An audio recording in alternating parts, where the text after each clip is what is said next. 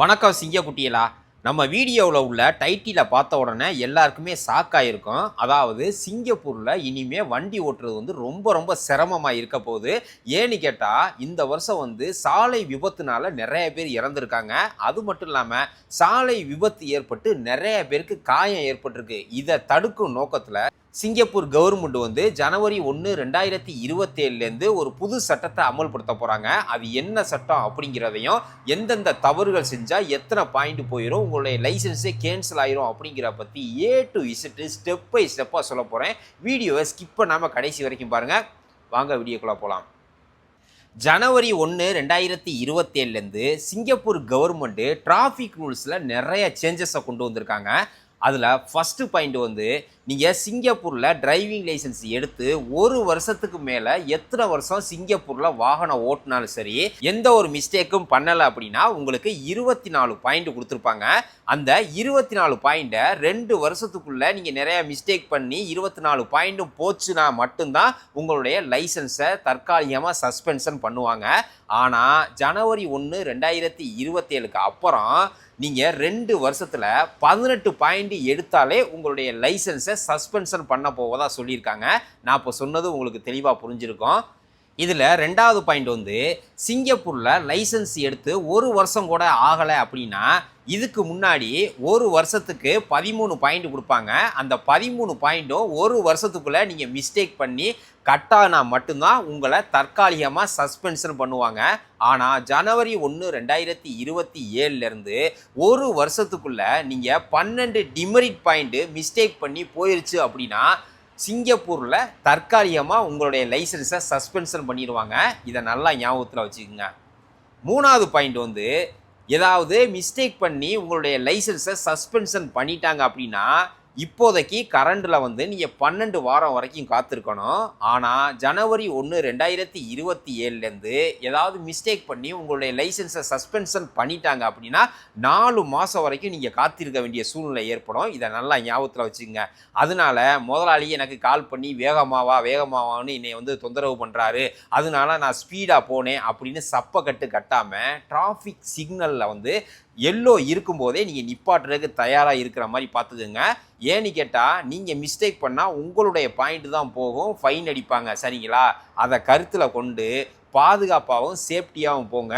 ஏதாவது ஒரு சைட்டுக்கு நீங்கள் முன்னாடியே போகணும் அப்படின்னா ஒரு அரை மணி நேரம் 1/4 மணி நேரத்துக்கு முன்னாடியே எந்திரிச்சு சீக்கிரமாக போகிற மாதிரி நீங்கள் பார்த்துக்குங்க. அதான் 18 டிமெரிட் பாயிண்ட் இருக்கே, ஒன்றும் பிரச்சனை இல்லை, பார்த்துக்கலாம்னு நினைக்காதீங்க. இந்த 18 டிமெரிட் பாயிண்ட்டும் ஒரு ரெட் லைட் சிக்னலை கிராஸ் பண்ணாவே உங்களுக்கு 12 பாயிண்ட் போயிடும். அது மட்டும் இல்லாமல் ஓவர் ஸ்பீடு, அதாவது 60 கிலோமீட்டர் வேகத்தில் போகணும்னு இருக்கக்கூடிய சாலையில் நீங்கள் 20 கிலோமீட்டர் எக்ஸ்ட்ரா, அதாவது 80 கிலோமீட்டர் ஸ்பீடில் நீங்கள் வேகமாக போனீங்க அப்படின்னா உங்களுக்கு 6 பாயிண்ட் வந்துடும். 12 + 6 18 பாயிண்ட் முடிஞ்சு போச்சு. உங்கள் லைசன்ஸே சஸ்பென்ஷன் பண்ணிடுவாங்க. இதை நல்லா ஞாபகத்தில் வச்சுங்க. இப்போ வந்து முக்கியமான கட்டத்துக்கு வந்திருக்கோம். அதாவது என்னென்ன மிஸ்டேக்கு நம்ம நார்மலாக பண்ணுவோம், நாம் பண்ணக்கூடிய ஒவ்வொரு மிஸ்டேக்குக்கும் எத்தனை டிமெரிட் பாயிண்ட் கட் பண்ணுவாங்க அப்படின்னு பார்த்துருவோம். அதாவது சீட் பெல்ட்டு நீங்கள் போடாமல் இருந்தாலும் சரி, உங்கள் பக்கத்தில் இருக்கவங்க போடாமல் இருந்தாலும் சரி 3 டிமெரிட் பாயிண்ட் கட் பண்ணிடுவாங்க. அதாவது 2 பேருமே போடலன்னு வைங்க, 6 பாயிண்ட் கட் பண்ணுறதுக்கு வாய்ப்புகள் இருக்குது. அது மட்டும் இல்லாமல் உங்களுடைய ஒர்க்கர் பின்னாடி உட்காந்துருப்பாங்கல்ல, அவங்களுடைய ஹைட்டு, அதாவது கீழே அவங்க உட்காந்துருக்கிறதுலேருந்து அந்த ஷெல்டரோட ஹைட்டு வந்து 1.35க்கு குறையாமல் இருக்கணும். இதை நல்லா ஞாபகத்தில் வச்சுங்க.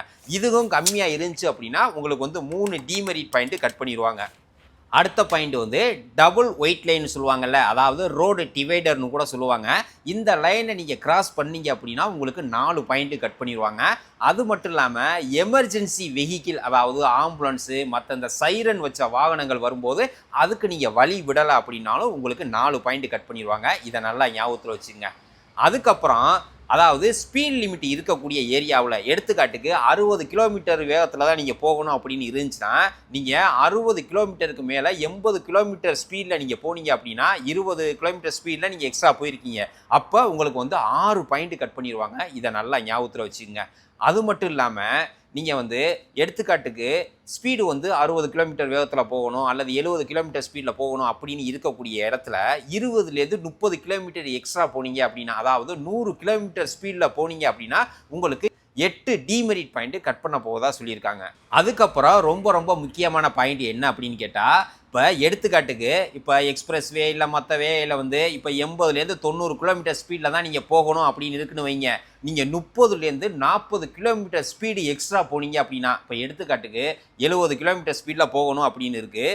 நீங்கள் வந்து 100, 110 அதாவது 30லேருந்து 40 கிலோமீட்டர் ஸ்பீடு எக்ஸ்ட்ரா போனீங்க அப்படின்னா உங்களுக்கு 12 பாயிண்ட் முழுசாக போயிடும். இதை நல்லா ஞாபகத்தில் வச்சுங்க. அது மட்டும் இல்லாமல் உங்களுடைய போனை நீங்கள் கையில் இந்த மாதிரி பிடிச்சிருந்தாலும் உங்களுக்கு 12 பாயிண்ட் கட் பண்ண போவதாக சொல்லியிருக்காங்க. அதுக்கப்புறம் நீங்கள் ரெட் லைட்டை கிராஸ் பண்ணும்போது ரெட் லைட் கேமரா உங்களை படம் பிடிச்சாலும் உங்களுக்கு 12 பாயிண்ட் போயிடும் அப்படின்னு சொல்லியிருக்காங்க.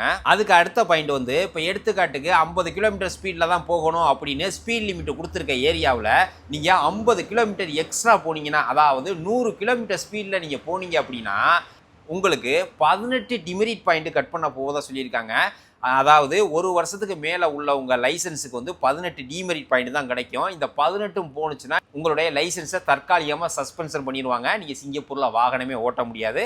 அது மட்டும் இல்லாமல் டேஞ்சரஸ் டிரைவிங், கவனக்குறைவுனால ஆக்சிடென்ட் ஏற்படக்கூடிய மாதிரி நீங்கள் வாகனம் ஓட்டினீங்க அப்படின்னாலும் 24 பாயிண்ட் கட் பண்ண போவதாக சொல்லியிருக்காங்க.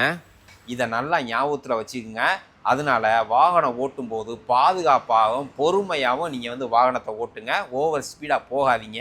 நான் இப்போ சொன்னது தெளிவாக புரிஞ்சிருக்கும். உங்கள் ஃப்ரெண்ட்ஸ் யாராவது சிங்கப்பூரில் வாகனம் ஓட்டுறாங்க அப்படின்னா அவங்களுக்கு இந்த வீடியோ மறக்காமல் ஷேர் பண்ணுங்கள். இது போல் யூஸ்ஃபுல்லான இன்ஃபர்மேஷன் நீங்கள் சிங்கப்பூர் சம்மந்தமாக தெரிஞ்சுக்கணும் அப்படின்னா நம்ம சேனலை சப்ஸ்கிரைப் பண்ணி வச்சுக்கோங்க. மீண்டும் ஒரு அடுத்த நல்ல பயனுள்ள தகவலை உங்களை சந்திக்கிறேன். மகிழ்ச்சி.